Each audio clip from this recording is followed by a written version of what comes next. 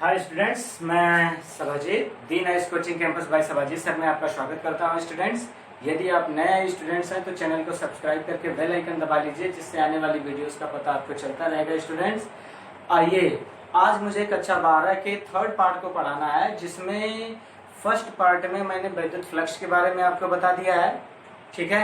Second part में Gauss के नियम के बारे में पढ़ा दिया है, और थर्ड पार्ट में आते हैं स्टूडेंट्स गॉस के नियम के अनुप्रयोग। हम इसका अनुप्रयोग कहाँ करते हैं, कैसे करते हैं, इसके बारे में हम जानेंगे। अर्थात गॉस के नियम द्वारा हम वैद्युत क्षेत्र की तीव्रता विभिन्न स्थितियों पे ज्ञात करना है हमें स्टूडेंट्स। तो आइए हम जानते हैं। हमारी देखिए यहाँ पे लिखे गॉस के नियम के अनुप्रयोग, और गॉस के नियम के अनुप्रयोग में पॉइंट्स नंबर 1 है अनंत लंबाई के एक समान आवेशी सीधे तार के निकट विद्युत क्षेत्र की तीव्रता, यानी तार की लंबाई अनंत होगी जिसकी कल्पना करेंगे हम, और ये समान रूप से आवेशित होगी, अर्थात उस पर प्लस चार्ज होगा अथवा जो होगा एक समान चार्ज होगा। हम धनावेशित छड़ को लेते हैं स्टूडेंट्स, अनंत लंबाई का मैटर है इसलिए इस पे धनावेशित छड़ लेते हैं। तो आइए कल्पना करते हैं, पहले जानते हैं कि हम कैसे करेंगे। तो इसमें एक अनंत लंबाई के चालक तार की हम कल्पना कर लेते हैं स्टूडेंट्स, और जो समान रूप से आवेशित है धन चार्ज ले लेते हैं, और हर तरफ स्टूडेंट्स, और धन चार्ज लेने के साथ अब इसके चारों तरफ हम गॉसियन पृष्ठ की कल्पना करेंगे स्टूडेंट्स, ठीक है। और यहाँ से ये अक्ष ले लेंगे, और अक्ष के दोनों तरफ यहाँ पे लिखेंगे कि ये बिंदु अक्ष से r दूरी पर एक बिंदु P होगा, जहां से इधर भी उतने दूरी लेंगे स्टूडेंट्स, ठीक है। यहाँ पे अब यहाँ पे गॉसियन पृष्ठ की हम कल्पना कर देते हैं, ठीक है स्टूडेंट्स। और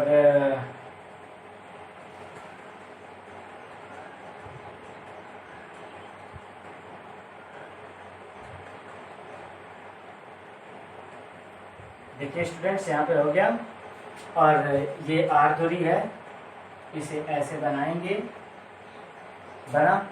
इसका गॉसियन पृष्ठ है जो इसका पूरा क्षेत्रफल a होगा, और कहीं से अवयव का क्षेत्रफल बनाएंगे, यहाँ से लेंगे तो यहाँ पे देखिए, यहाँ पे जब बेलनाकार ले रहे हैं तो यहाँ पे घुमा हुआ होगा स्टूडेंट्स।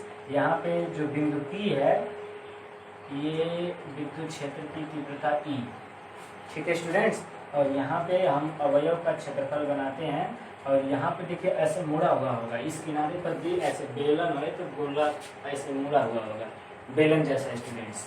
तो इसका जो यहाँ पे क्षेत्रफल है, ठीक है, अन्य जगहों पे यहाँ पे निकालते हैं अवयव का क्षेत्रफल, तो ये D हो जाएगा, विद्युत क्षेत्र की तीव्रता E, और यहाँ अवयव का क्षेत्रफल D, ठीक है। लेकिन यहाँ पे r दूरी पे जहाँ पे निकाल रहे हैं, यहाँ पे DA भी जो है,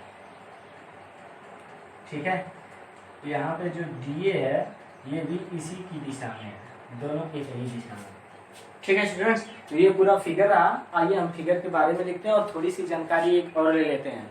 और ये सीधा तार है, तो सीधा तार में आता है पृष्ठ घनत्व, सॉरी तार की बात है, अगर केवल लंबाई लिया है, ठीक है, तो रेखीय घनत्व आता है स्टूडेंट्स। आपको इस बगल में थोड़ा सा इन रेखीय घनत्व, पृष्ठ घनत्व और आयतन घनत्व तीनों के बारे में समझा देते हैं, ताकि जब इसके डेरिवेशन पे चलते हैं तो आपको थोड़ी सी भी प्रॉब्लम ना हो, इसीलिए फिगर को भी क्लियर कर दिया स्टूडेंट्स।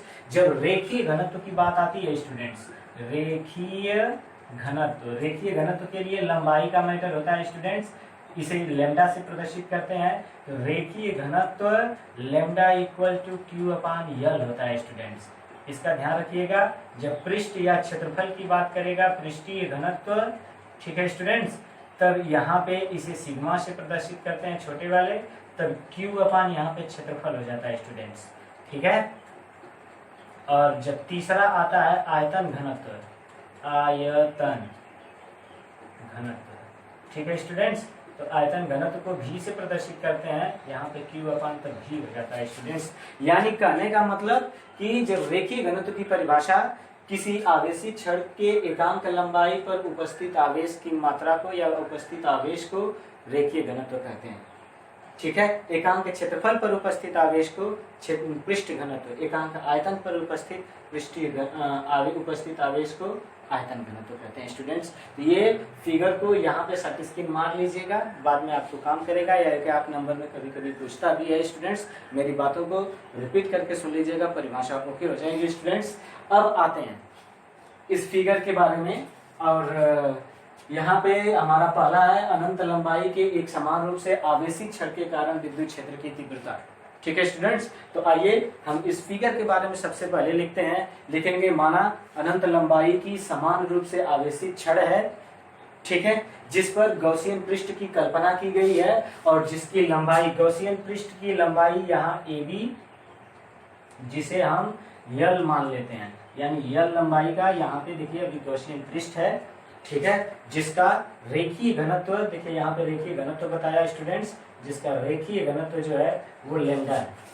ठीक है, तो आइए इसके बारे में लिखते हैं स्टूडेंट्स, और इसके बारे में हम लिखेंगे माना, अब देखिए यहाँ से बोलने जा रहा हूँ, ध्यान से सुनिएगा। माना अनंत लंबाई की एक समान रूप से आवेशित या एक समान रूप से धन आवेशित छड़ है, जिसके गॉसियन पृष्ठ AB की लंबाई यल है, और इसका रेखीय घनत्व, तुरंत लिख देंगे, और इसका रेखीय घनत्व है, बस स्पेस देके यहाँ पे लिख देंगे लैम्डा इक्वल टू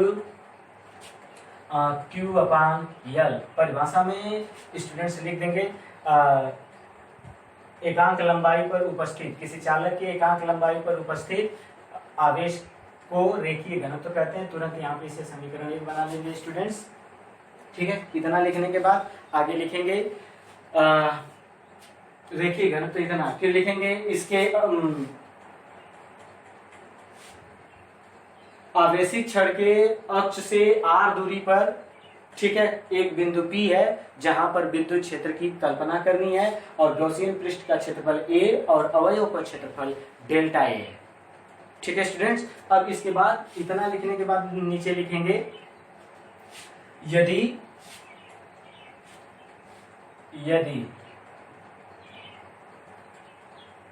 गॉसियन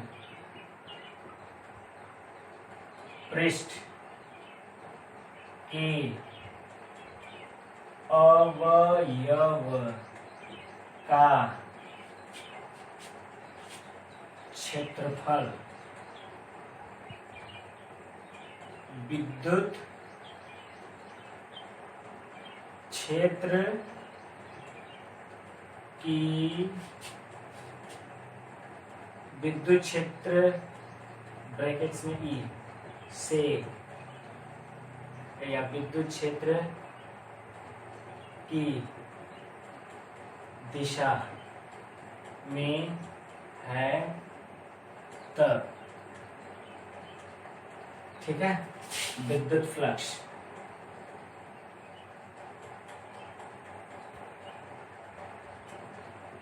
ठीक है स्टूडेंट्स, तो विद्युत फ्लक्स का मान जब निकालना होगा तो यहाँ पे अवयव की बात है, क्षेत्रफल डी है, यहाँ पे हो जाएगा d phi E equal to, देखिए क्षेत्रफल के बारे में आपको बता दिया गया है स्टूडेंट्स, यहाँ पे हो जाएगा ई डी ए कास, दिशा एक ही है स्टूडेंट्स, इसलिए यहाँ पे 0 लिख देंगे, और कास 0 का मान 1 होता है students, d phi E equal to E into d A. ठीक है, अब लिखेंगे, या गुणे 1 कर सकते हो आप स्टूडेंट्स ये जानने के लिए। अतः संपूर्ण पृष्ठ का क्षेत्रफल, पृष्ठ का विद्युत फ्लक्स,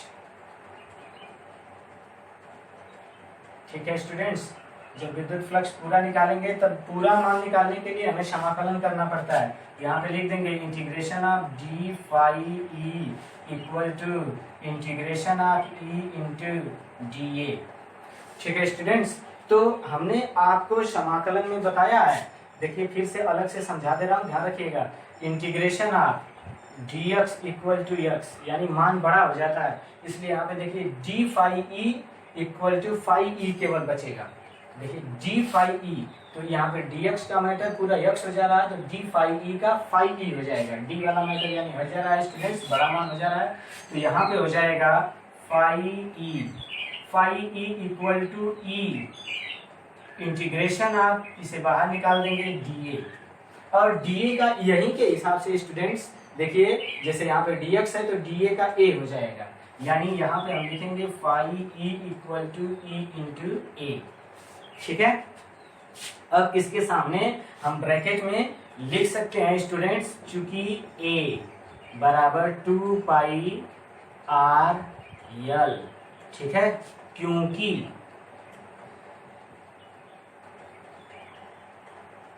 ठीक है 2 पाई आर यल क्यों हो रहा है, क्योंकि अनंत लंबाई के छड़ को हम बेलनाकार मार रहे हैं और बेलन का क्षेत्रफल होता है 2 पाई आर एच, एच के जगह पे ये लंबाई यल है स्टूडेंट्स, क्योंकि ठीक है तार बेलन के रूप में है। ठीक है स्टूडेंट्स, ये हो जाएगा। अब यानी यहाँ पे हम फाइव ई इक्वल्स टू ठीक है ई इंटू 2 पाई आर यल, समीकरण नंबर 1 बना देंगे स्टूडेंट्स। आइए इस डेरिवेशन को आगे लेके चलते हैं। अब यहां से हो जाएगा, अब हम पढ़ रहे हैं गॉस का नियम, ठीक है, इसलिए गॉस के नियम में तो गॉस का प्रयोग होगा ही, तो लिखेंगे अतः गॉस के नियम से, अतः गॉस या गाश के नियम से। ठीक है स्टूडेंट्स, तो गॉस का नियम आप जानते हैं phi E equal to q upon epsilon 0 होता है। ठीक है स्टूडेंट्स, और यहाँ पे देख लीजिए स्टूडेंट्स, यहाँ पे हो गया, तो अब नीचे लिखेंगे से इतना हो गया, परंतु क्यू बराबर लेमडा इंटू यल। स्टूडेंट्स यहाँ पे देख लीजिए गॉसियन पृष्ठ लेमडा इक्वल टू यहाँ पे दिया हुआ है क्यू अपॉन यल, तो यहाँ से क्यू बराबर हो जाएगा लेमडा इंटू यल।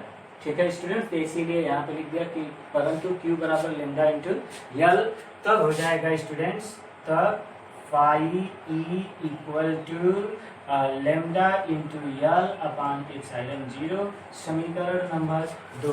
अब देखिए फाइव ई यहाँ पे भी बायां पक्ष है, फाइव ई यहाँ पे भी, समीकरण और 1 और 2 से स्टूडेंट्स हम तुलना कर देंगे, लिख देंगे समीकरण 1 तथा समीकरण 2 से तुलना।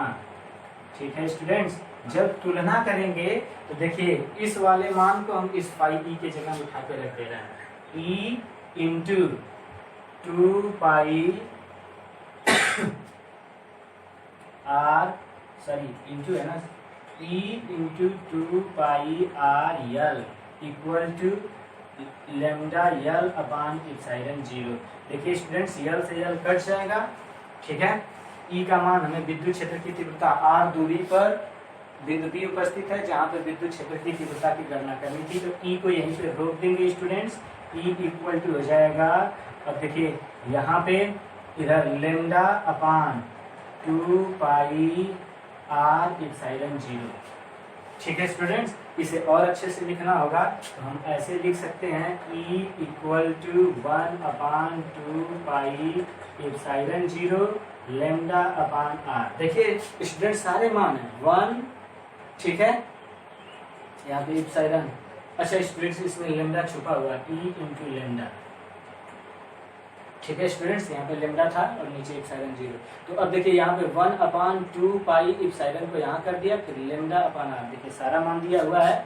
अब स्टूडेंट्स इसे और 2 का ऊपर नीचे गुणा कर देते हैं, यानी ई इक्वल टू 1 अपॉन नीचे गुणा करेंगे तो ये 4 पाई एप्सिलॉन 0 हो जाएगा स्टूडेंट्स। ठीक है, और 2 का ऊपर भी गुणा करना है, इसलिए यहाँ पे 2 लेमडा अपॉन आर। ठीक है स्टूडेंट्स, ये रहा, ठीक है, प्रूव्ड, यहाँ पे लिख देंगे प्रूव्ड। ठीक है स्टूडेंट्स, ये रहा हमारा अनंत लंबाई की एक समान आवेशी तार के निकट विद्युत क्षेत्र की तीव्रता का मान। स्टूडेंट्स इसे बढ़िया से पूरा शॉर्ट स्क्रीन मार लीजिए और वीडियो को एक बार 2 बार अवश्य सुनिएगा। रोज एक डेरिवेशन दे रहा हूँ जिससे कि आपको स्टडी करने में ज्यादा भार न पड़े। स्टूडेंट्स आज और इसकी बहुत बेटर ढंग से आप पढ़ाई करते रहो, एकदम लग जाओ जी जान से, तभी आपका कुछ न कुछ होगा। इंटरमीडिएट है स्टूडेंट्स, आप बेटर ढंग से लगो। तब तक के लिए इस वीडियो को शॉर्ट स्क्रीन मार लीजिएगा। धन्यवाद स्टूडेंट्स।